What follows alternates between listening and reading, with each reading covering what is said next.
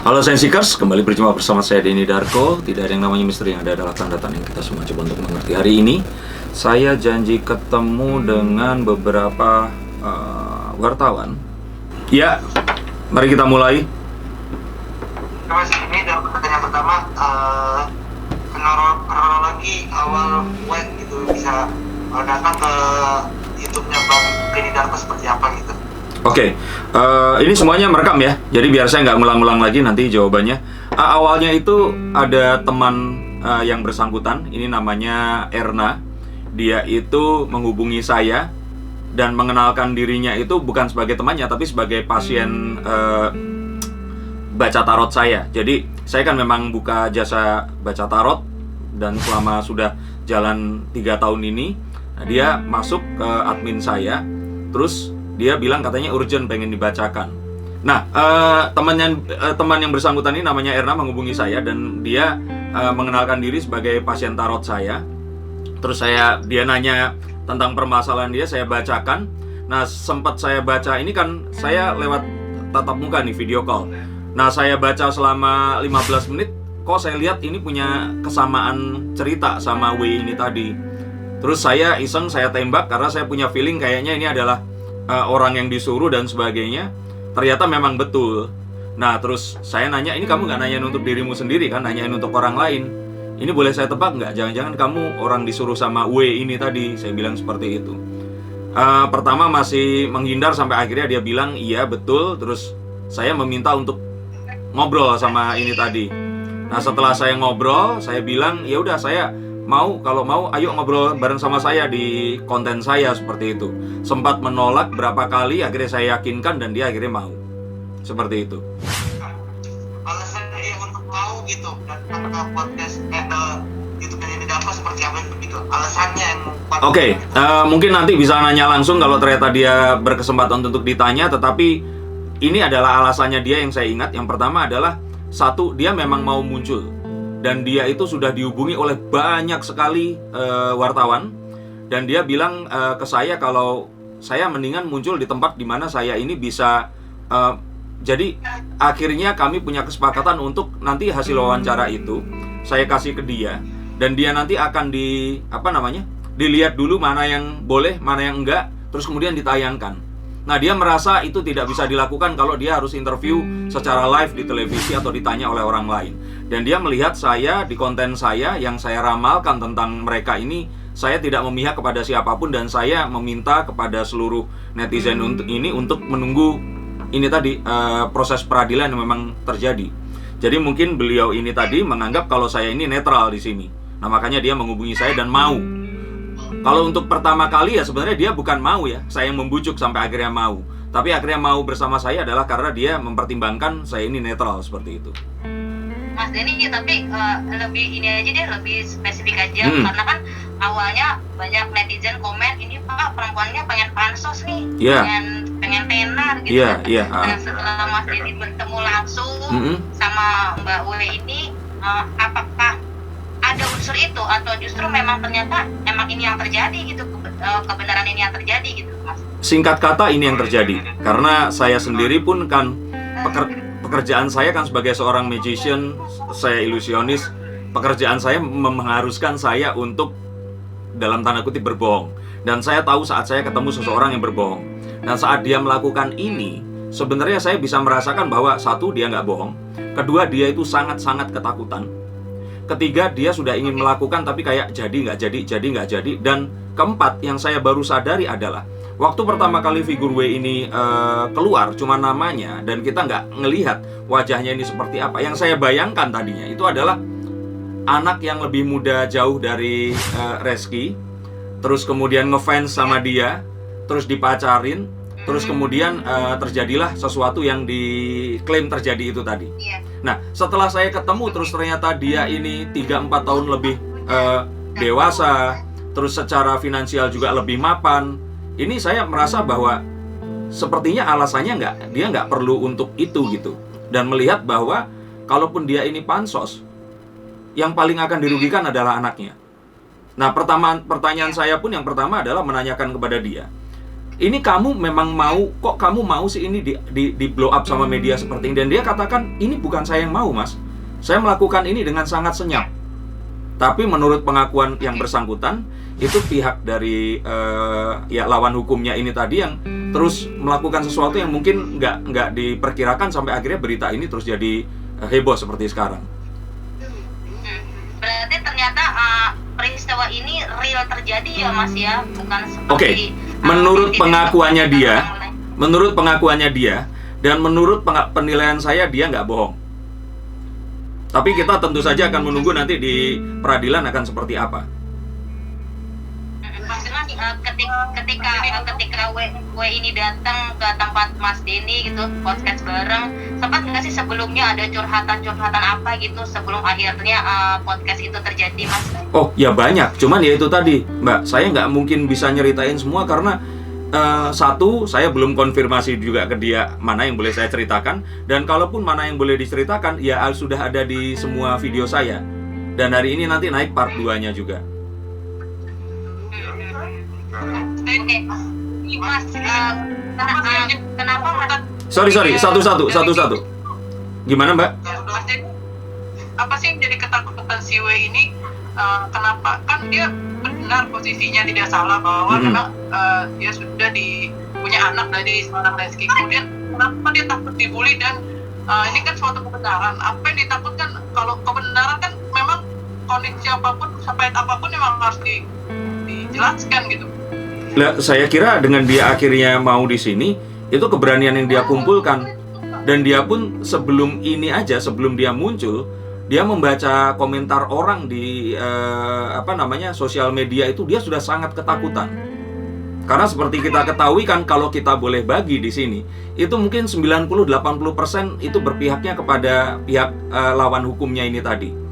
Karena kan di sana itu kan orang lebih mengenal, citranya juga sempurna dengan semua yang terjadi, dan dia pun sebelum muncul itu juga sudah ketakutan, Mas. Nanti orang apa nggak ngira gue ini pansos, ngirain, dan semua itu sudah dikatakan. Dan saya juga encourage dia, sama seperti lawyernya juga, sama seperti teman-temannya. Dan akhirnya pun dia berani mengambil keputusan ini adalah karena sudah melalui banyak hal ini, terutama adalah takut menjaga perasaan anaknya nanti setelah berita ini nanti tersebar. Karena anaknya ini umur 8 tahun. Jangankan seperti dia, anak saya umur 5,5 tahun aja sudah piawai main gadget gitu. Jadi ini sesuatu yang dia pun nggak tahu ini akan mengarah kemana. Dan dia pun semalam itu juga sangat cemas karena walaupun saya akhirnya tetap menginterview dia secara, saya kan tajam nih bertanya kepada dia, saya juga tetap netral di sini. Itu kalau lihat komen di video saya, itu semuanya menghujat, hampir semuanya. Dan ini sesuatu yang dia sudah punya. Mbak, sebentar, saya belum selesai ngomong. Ini adalah sesuatu yang dia sudah perkirakan, dan ya mau nggak mau dia akan tetap hadapi itu. Nah makanya dia di sini memperjuangkan ini dengan sangat, adalah karena itu tadi sebagai seorang wanita, dan saya mungkin nggak bisa related, malah saya pikir Mbak yang bisa lebih related karena sesama wanita. Kira-kira begitu. Mas, takut nggak sih dia curhat atau cerita gitu kan sampai akhirnya dia muncul, mungkin dia merasa ada ancaman atau teror gitu, Mas, mungkin? Jadi dia cerita kalau dia eventually akan muncul. Nah, dan dia itu sangat takut kalau dia harus muncul ke media, karena kalau dia nanti muncul di TV, satu, semakin santer dia akan dikira pansos. Kedua, dia itu nggak akan bisa mengetahui pertanyaannya ini akan kemana. Dan kalau itu live terutama, dia pasti akan takut kalau seandainya nanti ini ke arah sesuatu yang dia tidak inginkan, karena dia sangat juga menjaga. Dia juga nggak pengen terjadi sesuatu di keluarga di sana itu, Mbak. Nah, tapi kan dengan kondisi seperti ini kan dia mencoba untuk mencari yang collateral damage-nya lebih kecil gitu. Mas, apa bedanya dengan dia berbicara di televisi dengan dia interview dengan Mas ini, kan semuanya akhirnya tersebar juga gitu, Mas. Oke, aku asumsikan kamu nggak ikut dari awal. Tadi saya sudah jelaskan. Kalau dia interview sama saya janjikan itu adalah kontennya saya kasih ke dia dulu. Dia boleh cut, edit mana yang dia mau, mana yang dia rasa ini akan menimbulkan sesuatu yang tidak diinginkan. Nah, kebayang nggak kalau dia harus ngomong dengan banyak orang, multiple person seperti sekarang ini, kan nggak mungkin dia akan meminta, ini ada berapa nih, 12 orang untuk mengirimkan, Mbak nanti tolong dikirimkan ya, saya mau lihat. Nah, dia merasa ini yang dia rasakan nyaman. Bahkan saat ini pun dia sedang ngobrol dengan seseorang yang nanti kalau videonya akan muncul malam ini atau besok, teman-teman wartawan akan tahu ini satu figur yang lebih kontroversial. Dia ngobrol dengan orang ini hari ini. Di video vlog abang yang pertama kan menjelaskan bahwasanya sempat dijenguk oleh Rizky dari pas hamil sampai umur 1 tahun kalau nggak salah. Nah itu kan setelah itu kabur bang Rizky-nya. Nah kenapa sih si W ini nggak menentu setelah 1 tahun atau 2 tahun? Oke. Baru ini muncul gitu. Saya nggak mengkonfirmasi kalau kabur ya, karena kata-kata kabur itu saya pikir saya nggak ingat dia mengatakan kabur ya, tapi lebih ke pertemuan itu sempat terjadi dan terus kemudian menjadi nggak pernah ketemu lagi. Nah kalau dia tanya itu sudah dijawab dan saya sudah berkali-kali juga menanyakan kepada yang bersangkutan ini, kenapa Mbak? Kenapa? Dia bilang waktu itu adalah, ya Mas, saya kan cewek, masa saya minta dinikahi? Nah, tapi kalau saya bilang di sini, kalau personal opinion saya di sini ya, itu adalah karena dia ini mungkin waktu itu posisi sosial ekonominya itu di atas yang si laki-lakinya. Jadi waktu itu mungkin masih punya satu gengsi yang tinggi untuk menanyakan hal itu tadi. Itu penilaian pribadi dari saya. Tapi kalau jawaban resmi dari dia itu, yaitu tadi, saya perempuan, saya nggak mungkin untuk minta dilamar seperti itu. Dari wawancara Mas Denny ini masih adakah yang disembunyikan dari jiwa ini, Mas? Kalau yang disembunyikan saya pikir nggak ada ya. Tapi video yang naik hari ini, kemarin itu tuh belum semuanya, karena hari ini nanti ada sesuatu yang ini nggak ada grupnya Detik ya di sini. Oke, nggak, saya asumsikan nggak ada ya. Nah, jadi ada salah satu grup tertentu itu menyoroti itu ke arah yang berbeda. Nah, saya pikir itu nanti akan ada di video saya ini nanti, yang akan muncul nanti sore ini. Dan ini menyoroti tentang sesuatu yang terjadi tentang kasus hukumnya dia lah. Seperti itu. Yang dicari sebenarnya sama si Mbak W ini apa? Kemarin yang diobrolkan dengan Mas Denny.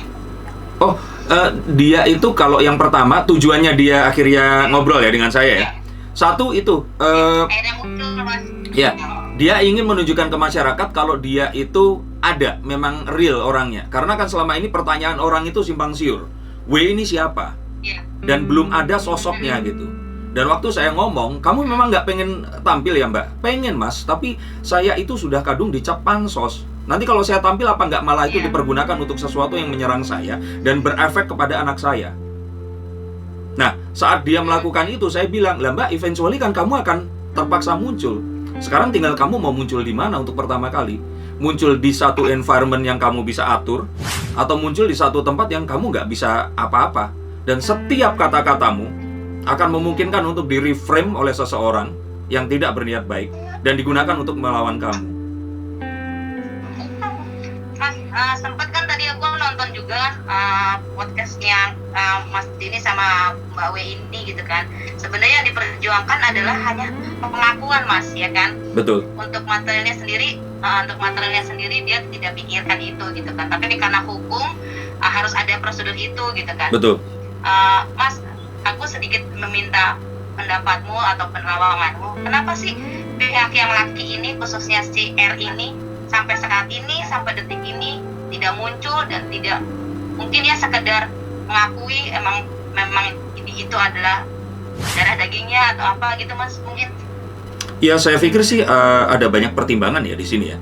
Dan karena kasusnya ini masuk ke ranah hukum dan saya akhirnya mengenal personal dengan salah satunya, saya sih nggak berani untuk memberikan satu pendapat yang sifatnya yang berkenaan dengan mengomentari kenapa kok seperti itu. Tapi kalau boleh saya ceritakan dari sisi saya sebagai seorang pembaca kartu, kalau saya pikir sih karena ada banyak pihak yang harus dia jaga dan banyak pihak yang meminta dia untuk mungkin tidak melakukan ini. Tapi kalau di dalam hati, saya pikir yang pria ini adalah seorang lelaki yang baik.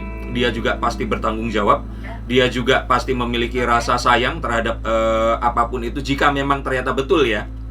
Dan saya pikir dia ini mempertimbangkan banyak orang lain sehingga dia akhirnya sekarang lebih memilih diam. Kalau ditanya apakah mau, saya pikir sih mau. Dan kalau artinya ditanya apakah memang ini akan berakhir dengan, kalau nanti ternyata sudah dibuktikan secara sah DNA-nya ya, seharusnya ini akan jadi satu pengakuan sih. Tapi kan tetap di sini saya juga tetap mengasumsikan, karena saya juga ngomong sama Mbak, kamu bisa aja datang bawa anak siapapun dan ngaku kalau anaknya siapa. Bahkan kamu bisa datang ke saya bawa anak, kamu bilang kalau itu anakku, gitu. Dan sebelum ini semua bisa dibuktikan, ya itu masih tetap bukan anaknya Reski. Saya pikir sih begitu. Saya ngomong juga sama Nah, tapi kalau ditanya kenapa diam saja, karena itu tadi menjaga banyak sekali orang yang saat ini itu kan ya dia sudah menikah dengan semua citra yang dimilikinya. Jadi dia harus menjaga ini sih saya pikir. Kalau dia pengen ngomong, dia sudah pengen ngomong dari dulu. Dan kalau tetap apakah ini benar atau tidak, jangan kita berasumsi, kita tunggu saja nanti di pengadilan ini akan seperti apa. Oke. Kalau Mas Iya. Kalau menurut Mas Denny akan seperti apa kasusnya? Akan ada keributan kah atau apa secara penerawangannya nantinya, Mas? Seharusnya sih akan ini akan tetap masuk ke pengadilan. Damai ya, Mas? Kenapa? Oh, pengadilan. Ya. Secara damai kah atau tetap proses hukum berjalan? Oh ya, saya pikir sih proses hukum itu kan sebenarnya cara untuk berdamai ya. Karena proses hukum pertama kali yang akan terjadi itu pasti mediasi. Nah, di mediasi ini sesuatu yang penting ini akan terjadi. Dan saya pikir jika ternyata ini person to person itu memang apa ya, kalau saya pikir kalau si ini tuh nggak melibatkan banyak orang, ini sebenarnya akan lebih bisa cepat didamaikan satu sama yang lain. Tapi kan permasalahannya kan ini adalah satu hal yang nggak sesederhana itu gitu. Nah, kalau dilihat dari kartu saya, ya ini tadi, ini seorang pangeran yang akan kembali dan sesuatu yang melegakan itu akan terjadi. Maksudnya pangeran akan kembali ini mungkin sesuatu yang diharapkan selama ini itu akan bisa terjadi lagi. Dan ini sesuatu yang mungkin memang seharusnya terjadi. Dan seharusnya saya pikir ini bukan sesuatu yang besar kalau seandainya memang ini seperti itu, seperti apa yang diklaim oleh W ini terjadi. Ini sebenarnya bukan sesuatu yang besar karena ini tidak terjadi dalam sebuah ikatan pernikahan. Jadi kan bukan perselingkuhan ini adalah kisah lama yang terungkit kembali. Dan kalau kita lihat si W ini tadi, yang paling penting esensinya di sini kan meminta pengakuan. Kalaupun ternyata memang itu betul secara DNA, ya sudah, ya akui saja dan sebenarnya ini akan selesai di situ. Dan W sendiri juga bilang ya Mas ya, di podcastnya Mas sendiri, dia tidak akan pernah melukai yang sekarang nih, yang baru, karena sama-sama perempuan. Seperti itu kan ya Mas ya? Bahkan kalau saya pribadi ya, ini juga komentar dari netizen yang ada di video saya. Itu komentarnya, itu wajahnya kayak si Ciki kalau tua nanti, seperti itu. Jadi kalau saya pikir sih, mungkin memiliki tipe yang sama ya, face-nya dan sebagainya. Kalau ketemu in person gitu, orangnya juga kurus, tinggi gitu. Ini sesuatu yang kalau saya pikir, waktu ngobrol sama saya pun itu dia nggak pernah sekalipun, sekecil apapun itu istilahnya kayak tidak menunjukkan rasa tidak suka atau mengatakan sesuatu tentang pasangannya si Reski ini tadi. Bahkan dia beberapa kali saya tanya itu adalah, Mbak, kamu nggak mikir mereka ini punya anak, ada istrinya bakal seperti apa? Ya dia ngomong, ini sesuatu yang memang saya harus memilih, Mas. Tetapi selama saya nggak berniat untuk mengarah ke sana, seharusnya Allah pasti tunjukkan jalan untuk itu tadi. Oke. Mas, ada jawaban terakhir untuk kasusnya Reski ini, Mas? Gimana? Ada apa sih? Bagian apa yang hal terpenting apa yang akhirnya menjadi kesimpulan Mas untuk dari kasus ini? Oke, kalau yang saya dapatkan itu beliau si yang bersangkutan ini mengatakan bahwa Mas, nggak banyak orang yang tahu bahwa saat ini itu anak di luar nikah itu masih bisa mendapatkan haknya si anak ini tadi. Pengakuan status, waris dari ayahnya, dan yaitu tadi semua hal yang memang harus diberikan oleh negara ini diberikan. Jadi ada, itu disebutkan, ada di konten saya lupa, itu terjadi sejak kasusnya Macica Muchtar kalau tidak salah. Nah, dengan salah satu mantan menteri waktu itu, dan akhirnya mendapatkan dan akhirnya diberikan seperti itu. Nah, itu yang kalau saya pikir bisa kita petik semuanya ya. Dan saya melihat bahwa kasus seperti ini tuh banyak sekali di seluruh dunia dan di Indonesia terutama ya. Dan harapannya di sini adalah siapapun tadi, wanita ini tadi tetap speak up untuk mendapatkan yaitu tadi hak yang memang harus didapatkan oleh anaknya ini tadi, karena ya anak ini nggak bisa memperjuangkan haknya sendiri. Mas, kalau perkembangan Mas, halo, untuk rumah tangga di R ini gimana Mas ke depannya Mas? Oke, kalau saya pikir sih, kalau rumah tangganya ini, istrinya ini adalah seseorang yang kalau saya pikir akan bisa menerima, karena ini terjadi jauh hari sebelum. Dan setiap orang pasti punya masa lalu, saya pun juga punya masa lalu yang juga ada, pasti tidak saya banggakan. Dan kalau saya kira sih di sini, mengingat ya mereka pun sudah hijrah dengan semua yang terjadi ini tadi, mereka cukup legowo kok untuk bisa seperti ini. Jadi harapan saya sih, ini kalau bisa diselesaikan tanpa ada sebuah proses pengadilan yang harus diputuskan siapa menang dan kalah, ini semoga di awal-awal mediasi ini bisa ditemukan apa yang bisa ditempuh, jalan tengah yang bisa akhirnya win-win solution untuk semuanya.